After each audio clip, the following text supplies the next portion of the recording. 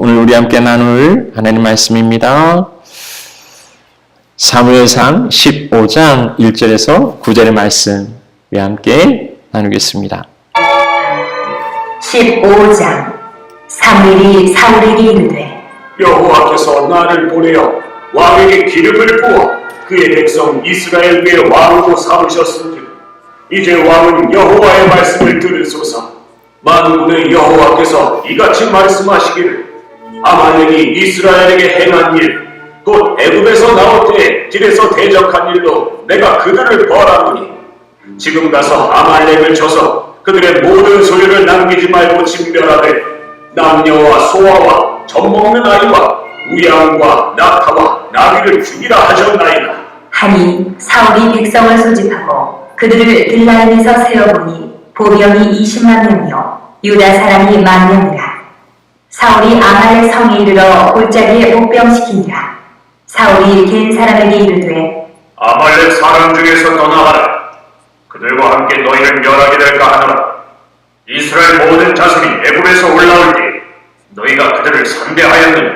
이에 겐 사람이 아말렉 사람 중에서 떠나니라. 사울이 하윌라에서부터 애굽 앞 술에 이르기까지 아말렉 사람을 치고 아말렉 사람의 왕 아각을 사로잡고 칼날로 그의 모든 백성을 진멸하였으되 사울과 백성이 아각과 그의 양과 소의 가장 좋은 것 또는 기름진 것과 어린 양과 모든 좋은 것을 남기고 진멸하기를 즐겨 아니하고 가치 없고 하찮은 것은 진멸하니라.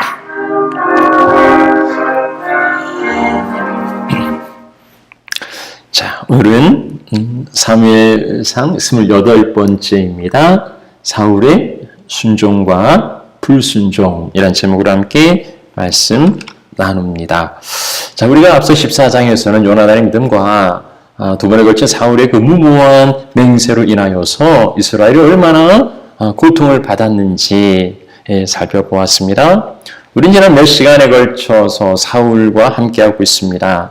그가 왕으로 세움받기 이전에는 선지자에게 묻고 그리고 겸손히 하나님을 의지하는 사람이었습니다. 왕이 되어서도 초기에는 불량배들이 조롱하지만 인내하고 침묵하고 그리고 길라 야베스가 어려움에 처할 때에 가서 그들을 구원해주는 이런 모습을 통해서 이 초창기 사울은 굉장히 순조롭게 왕의 직무를 감당하고 있습니다. 자, 그런데 블레셋과의 전쟁을 앞두고 사무엘의 그 제사를 기다려야 하는데 그만 기다리지 못하고 자기가 그 제사를 드리는 그 큰 실수를 범하고 맙니다. 근데 그 이면에는 하나님보다 사람을 더 의지하는 그 불신앙이 있었지요. 이것이 사울에게 있어 잘못 깨어진 첫 단추였습니다. 자, 그 후에 사울의 행보는요, 하나님이 위임받은 왕이 아니라 이방 나라의 왕과 비슷하게 되어갑니다. 13장에 사무엘은 그 사울의 왕가가 길지 못할 것을 선언하는데요. 14장에서는 이제 점점 더 이 사울 왕은 백성을 피곤케 하고 곤란하게 하는 그런 인물로 등장하면서 이제 왕의 자격의 의문을 제기하고 있지요. 그러니까 믿음의 관점으로 보면 그는 하강 곡선을 그리고 있습니다. 그의 믿음이 추락하고 있는 거예요. 우리 인생의 그래프도 업앤다운이 있죠. 그래서 신중하고 조심하게 인생을 핸들링해야 되지만은 특별히 추락할 때는요, 내리막길에서는요, 더 정신 차리고 언제까지나 추락하면 안 되잖아요. 이제 다시 올라가야죠. 사울은 밑바닥을 치기 전에 그 몰락하는 믿음을 다시 일으켜 세워야 하는 그 절대절명의 지금 순간인 거예요. 자, 여기 하나님께서는 그의 믿음을 다시 이렇게 세울 기회를 한번 더 주십니다. 그런데 여기 사무엘상 15장에서는 치명적인 실수를 범하고 그는 이제 추락하는 참 안타까운 일이 일어납니다. 사울의 몰락, 그 사무엘상 15장 내용을 이제 살펴보도록 하겠습니다. 하나님께서 사무엘을 보내서 사울에게 말씀하십니다. 학자들은요, 이 앞서 그 14장의 믹막스 그 전투 이후에 한 23년 정도 흐른 것으로 이렇게 추정합니다. 굉장히 많은 시간이 흘러간 거죠. 그냥 그 20년 동안 사울을 만나지 않은 거예요. 또 하나님도 어떻게 사울에게 어떤 역할과 기대를 주지 않았던 거죠. 그러니까 두 사람 사이가 좀 소원해진 것뿐만 아니라 하나님의 말씀을 대언하는 선지자와 그 바른 관계가 유지되지 않았다는 것은 하나님과도 그렇게 관계가 좀 어색하고 좀 멀어진 것을 반영하는 겁니다. 사무엘이 사울을 찾은 것은 하나님의 말씀을 전하기 위해서였습니다.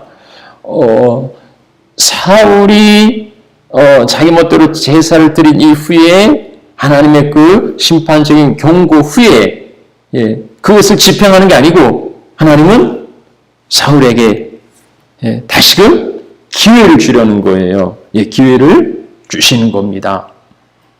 하나님은 사울을 포기하지 않으세요. 그리고 다시 일어설 수 있는 어떤 그 사명을 주십니다. 자, 그래서 사무엘은 사울에게 이제 왕은 여호와의 말씀을 들으소서. 여호와의 말씀에 순종해야 한다고 그렇게 먼저 가르쳐 줍니다. 말씀 앞에 성도의 바른 자세는 무엇일까요? 우리가 보통 어떤 제안을 받으면 보통 사람들은 내가 생각해 볼게요. 이러죠. 그걸 그대로 받아들일지 어쩔지 내가 한번 생각해 보고 그리고 결정하겠다. 그게 마땅치 않으면은 이제 유리할 수 있도록 거래를 하거나 아니면 좀 이렇게 한 발짝 물러나서 타협을 한다든지 아니면 다른 대안을 제시한다든지 아니면 거부한다든가 그러겠죠. 자, 그런데 제안이 아니라 명령은 달라요. 군대의 명령은 달라요. 상급자가 하급자에게 명령하는데 하급자가 내가 생각해 볼게요. 이러면 이게 안 되는 거죠. 상급자가 명령하는데 싫은데요? 이러면 이거 안 되는 거예요. 명령은 순종만 있을 뿐입니다. 하나님의 말씀 역시 우리가 흥정하거나 거래하거나 거부할 수 있는 그런 사항이 아니에요. 하나님이 말씀하시면 우리에게 다른 선택이 있는 게 아니고 오로지 순종만 있을 뿐입니다. 자, 오늘 사울에게 주어진 테스트는요, 과연 사울이 하나님의 말씀대로 순종하느냐 이겁니다. 그래서 지금 여기 1절 말씀에 왕은 여호와의 말씀을 들으소서라고 이렇게 가르치는 거예요. 여호와의 말씀이라는데 여호와의 말씀의 목소리. 이제 여기 15장에 많은 목소리들이 나오거든요. 사무엘이 누구의 목소리 듣는가? 무슨 목소리 듣는가? 하는 부분들이 이제 나옵니다. 자, 아무튼요, 여호와의 말씀은 아말렉을 진멸하라, 진멸하라는 거였습니다. 여기 멸하다는 것은 그 분리시키다, 받쳐지다, 금지하다 이런 의미인데요. 히브리어 헤렘이에요. 헤렘은 하나님께 바쳐진 진멸이라는 뜻인데요.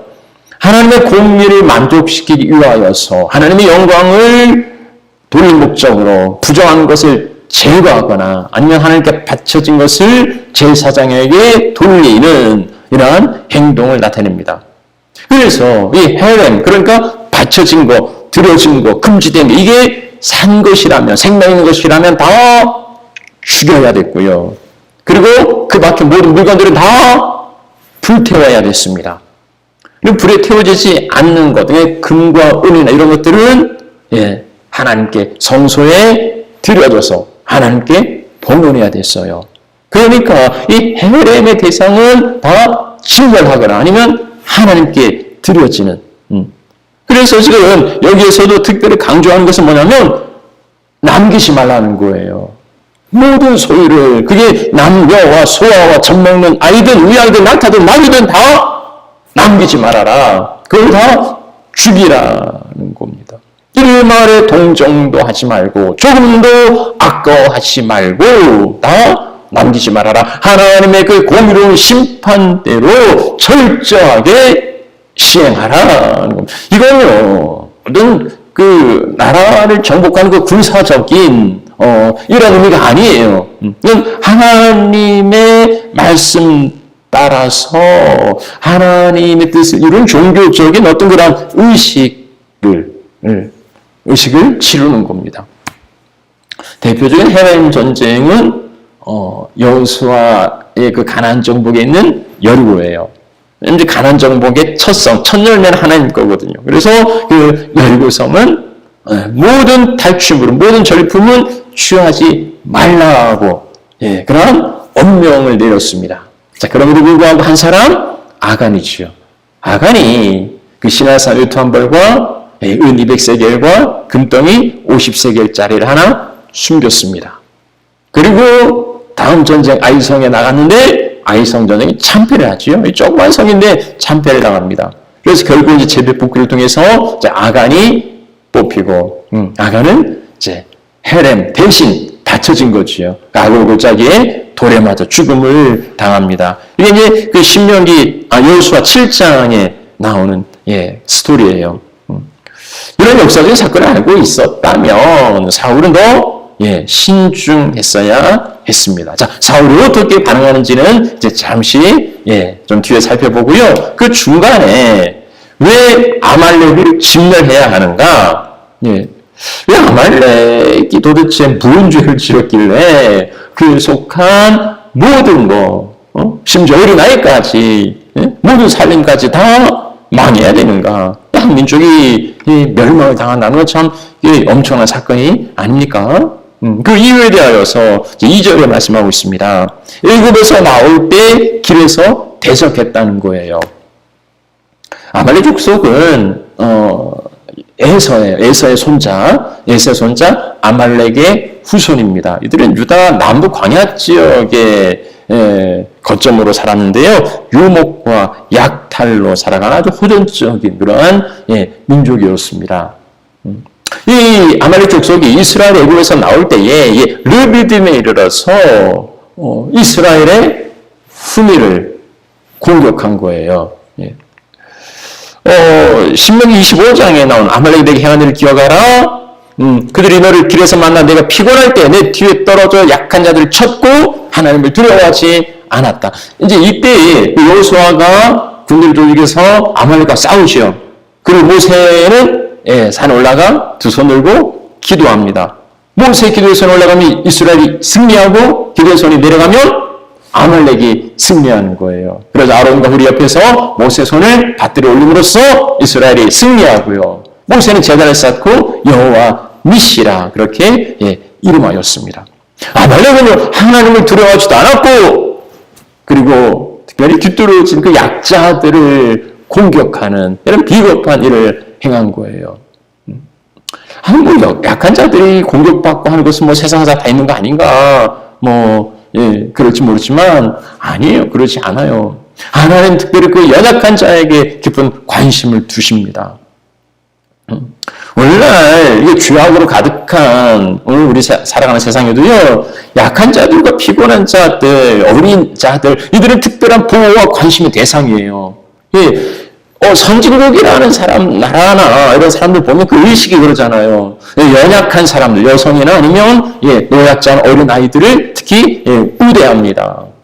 그러나 그런 의식한 후진국은 자기 살기 바쁘니까 약자들 함부로 하고 무시하고 배려가 없어요. 이 세상에 그 아말렉 같은 사람들, 약한 사람들을 등쳐먹고 자기 이익을 도모하는 사람들도 제법 있습니다. 뭐 좀 가졌다고 힘께나 쓴다고 부귀 권력 가졌다고 그 직원이라고 아니면 부하라고 해서 함부로 대하고 무시하고 우리는 이제 갑질이라고 하는데요. 이런 사람들이 있다는 거 아말렉 같은 사람들입니다. 아말렉은 그 후에도 이스라엘이 가나안에 들어갈 때 내방했고요. 사사시대에서도 사사건건 이스라엘에 대하여서 공격하고 이스라엘을 괴롭혔던 사람들이에요. 이들 아말렉에 대해서 하나님께서는 심판을 선언하십니다. 예. 너는 천하에서 아말렉에 대한 기억을 지워버리라. 예. 아말렉을 아예 그냥, 예. 아예 그냥 다 없애버리라는 거예요. 예. 여기 사무엘상 15장 말씀에도 내가 추억하노니 하나님은요, 예, 잊지 않고 계세요. 추억하다. 어떤 일에 대해서 잊지 않고 기억하고 있다가 때가 되어서 찾아가는 행위예요. 하나님은 이 아말렉 향한 것들 참고 계시다가 이제 그것을 마침내 실행하시는 거예요. 예. 하나님의 심판이 무자비한 게 아니고 자신들의 그 악행이 심판을 초래한 겁니다. 하나님을 두려워하지 않고 하나님의 구원 사역을 막아서고 하나님의 백성들을 괴롭혔던 이들은 심판받은 거예요. 이들은 심판받은 거예요. 자, 그런데 이 진멸당한 아말렉과는 대조적으로 아말렉 땅에 함께 살았던 족속들이 있어요. 그런데 거기 있으면 이제 같이 망하잖아요. 그래서 사울이 이 아말렉을 공격하기 전에 이 사람들에게 피하라고, 거기서 망하지 말고 피하라고 미리 알려줍니다. 이들은 이제 겐 족속, 겐 사람들이에요. 6절에 나옵니다. 사울이 겐 사람에게 이르되 아말렉 사람 중에서 떠나라. 그들 가운데 너희를 멸하게 될 까노라. 왜 그럴까요? 이 겐 족속은요, 유목민인데 모세의 장인 이드로, 다른 이름 루엘이라고도 나오는데, 이 모세의 그 장인 이드로가 여기 겐 족속입니다. 그래서 이스라엘이 굉장히 우호적이에요. 이스라엘이 애굽에서 나왔을 때 아말렉은 대적했지만 이들은요, 모세의 처남 호밥이라는 사람은 이스라엘 백성의 광야의 길 안내자가 되었습니다. 그리고 모세의 장인도 이들어도 모세의 업무가 너무 무거운 걸 보고 이제 10부장, 50부장, 100부장 이런 이제 제도를 조언하죠. 그러니까 여기 사울도 너희가 그들을 선대하였다. 너희가 우리를 선대해 주었다고 그렇게 말하고 있어요. 다른 민족들은 이스라엘에게 적대적이지만은 이 겐 사람들은 이스라엘에 대하여서 인자와 긍휼을 베풀었던 거예요. 그것에 대해서 지금 사울은 보답하고 있는 겁니다. 자, 그런데 이런 일들이 지금 현재 일어나는 게 아니고 이스라엘이 애굽에서 나왔을 때니까 굉장히 오래된 일이죠. 아주 오래전 그들의 선조들에 의해 일어난 일입니다. 그럼에도 불구하고 하나님은 겐 족속의 그 선대를, 그 인자와 긍휼을 기억하시고 아말렉 족속들의 그 회방과 그 패역함을 기억하시고 그들을 진멸하시고 겐 족속은 그 망하는 와중에서 구원해 내셨던 거예요. 이 아말렉과 겐 족속을 보면서 그런 생각해 보지요. 여러분 하나님이나 아니면 누군가에게 어떤 추억으로, 어떤 기억으로 남아 있습니까? 대체로 추억은 다 아름답다 하는데, 그럼에도 모든 추억이 다 아름다운 건 아니지요. 누군가에게 심각한 상처를 주고, 그래서 그 사람 마음이 원한이 되어서 남아 있다면, 그 지워지지 않는, 그 치유되지 않는 그 상처는요, 나중 하나님의 심판대 앞에, 그가 증언할 거예요. 하나님도 기억하신다. 이거 내가 추억하는데 하고 하나님 기억하신다고 말합니다. 하나님은요, 우리 그 선행, 맹수 한 잔의 선행도 하나님은 기억하신다. 결단코 상을 잃지 아니하리라. 성도들을 섬긴 거, 그리고 이제도 섬기고 있는 거 하나님 잊어버리지 아니하신다고 말씀하고 있어요. 지금 당장의 그 섬김에 대한 보상과 상이 주어지지 않는다 해도 하나님은 기억하세요. 기억하세요. 그래서 우리 믿음은 뭐예요? 믿음 하나님을 신뢰해요. 지금 당장 하나님이 주시지 않으실지라도 하나님은 반드시 기억하시고 주신다는 겁니다.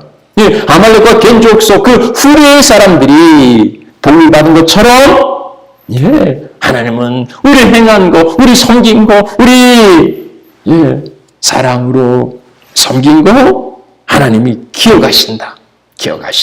그래서 우리는 낙심하지 말고 선을 행하되 낙심하지 말고 그 선행을 이어가야 합니다. 그런가 하면은요, 하나님은 그 아말렉을 기억하신 것처럼 그 행악도 기억하세요. 그냥 묻어둔다고 없어지는 거 아닙니다. 세월 지난다고 시간 흐른다고 사라지는 거 아니에요.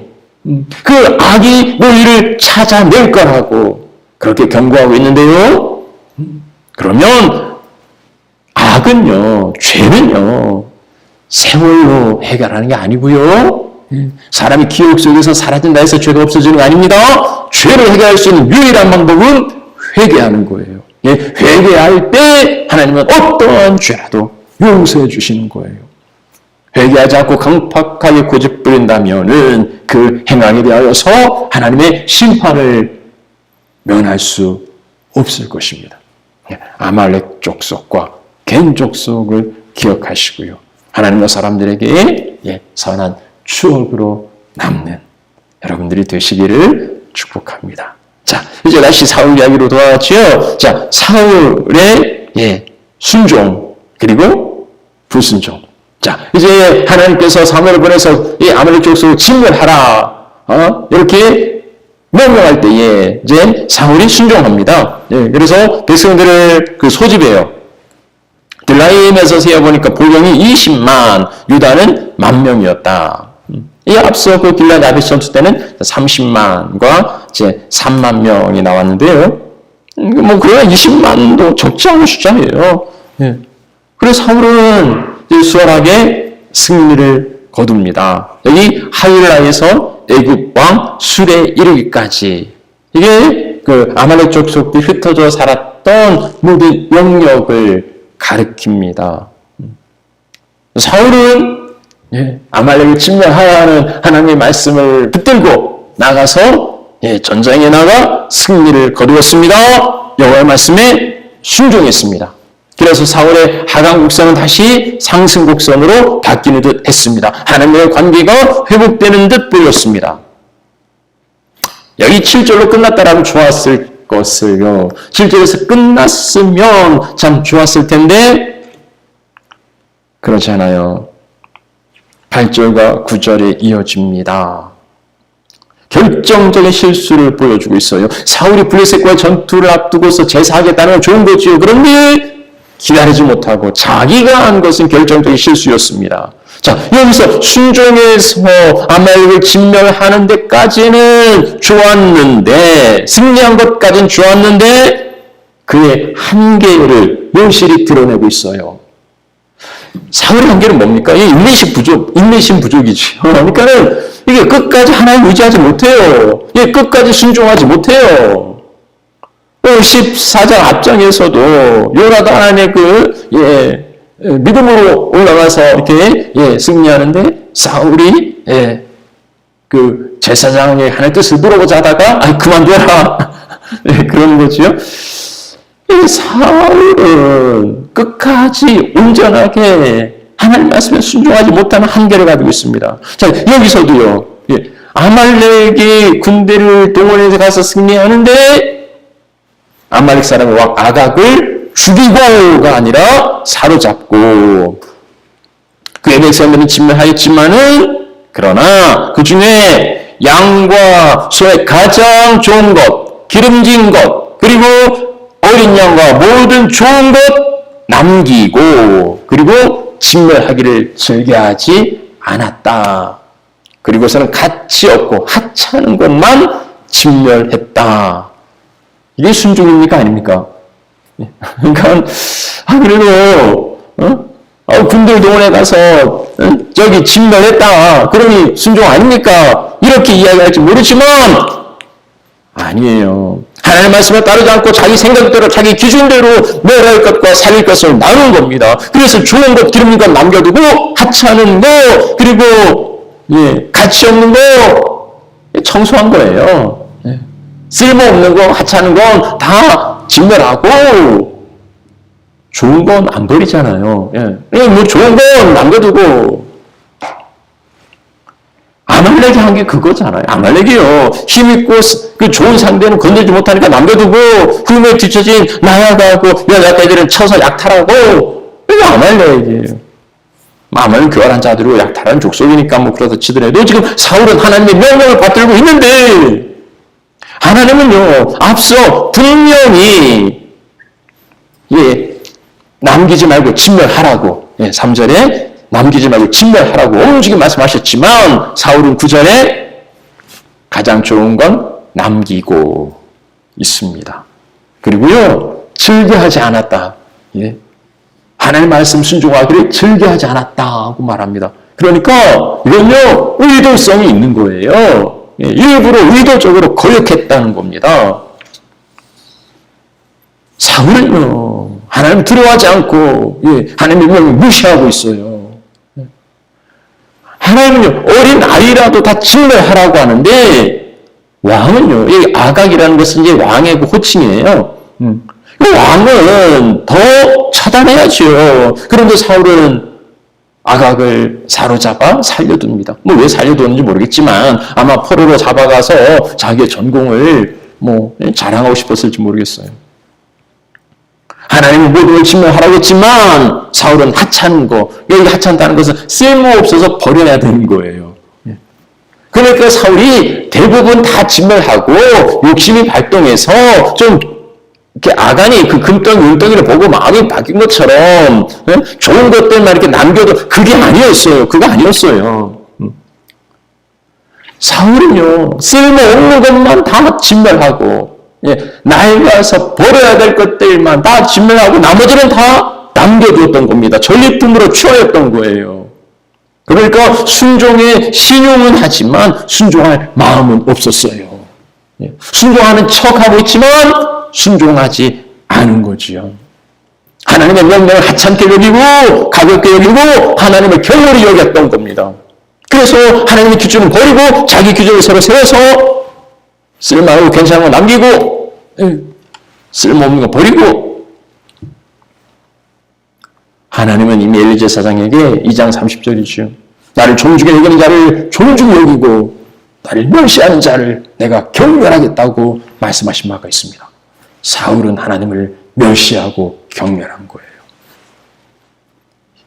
그 말씀 그대로 여호와의 명령을 멸시한 사울은 결국 이 사건으로 아웃됩니다. 버림받게 돼요. 말씀 마치죠.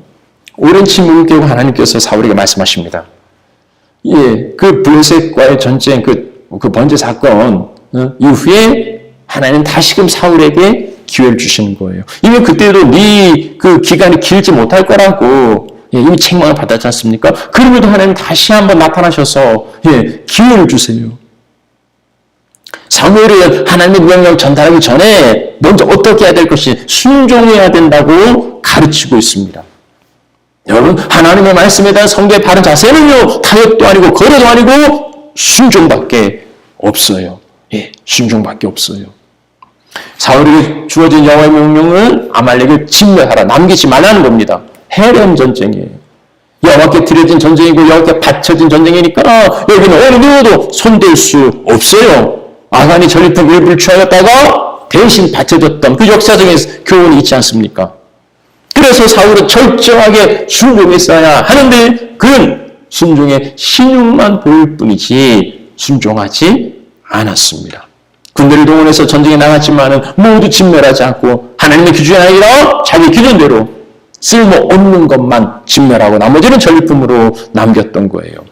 사울은 하나님의 목소리를 가볍게 들었고 하찮게 들었고 하나님을 거역하고 무시했습니다. 결국은 이 사건으로 인하여서 사울은 버림받게 되죠. 여러분, 사울이 순종했다고 항변할지 몰라요. 그래도 군대를 동원했고 가서 쳤다는 겁니다. 승리했다는 거예요. 절반의 순종은 순종이 아니에요. 겉으로 순종하는 척하는 무념한 순종은 순종이 아닙니다. 사울을 반면교사 삼아서 온전한 순종자로 주님 앞에 서야겠습니다. 오늘 하나님 앞에 온전히 순종하고 있는가? 내 생각과 내 기준대로 타협하고 거래하고 심지어는 거부하는 건 아닌가? 사울을 통해서 우리 자신들을 살펴볼 수 있으면 좋겠습니다. 또 한 가지는 아말렉은 왜 진멸을 당했는가? 아말렉 중에 살던 겐 족속은 왜 구원을 받았는가? 하나님 추억하셨지요. 아말렉이 그 출애굽 이스라엘의 뒤에 있는 약한 자들을 쳐서 약탈하고 하나님을 두려워하지 않았다는 겁니다. 그런가 하면 겐 족속은 이스라엘이 출애굽할 때 그들의 길 인도자가 되었고, 그리고 이스라엘 긍휼과 호의를 베풀어 주었다 하는 거예요. 오늘 우리도 아말렉처럼 누군가 힘이 약하고 연약한 자들을 무시하고 함부로 하고 약탈하거나 그런가 하면 누군가에게 후대하고 누군가에게 은혜를 베풀기도 합니다. 이것은요 그대로 돌아온다 하는 거예요. 하나님 기억하시고 후대라도 나중 하나님 앞에서라도 반드시 그대로 갚아주십니다. 그렇다면 오늘 우리의 행실이 어떠해야 하는지는 분명한 거예요. 하나님 뒤떨어진 약자들과 작은 이들을 돌보시고 그에게 베푼 호의를 당신에게 하신 것으로 알고 갚아주신다고 말씀하고 있습니다. 우리의 삶에서 그런 하나님의 사랑을 흘려 보내시는 하나님의 자녀들이 되시기를 축복합니다. 자, 우리 함께 찬양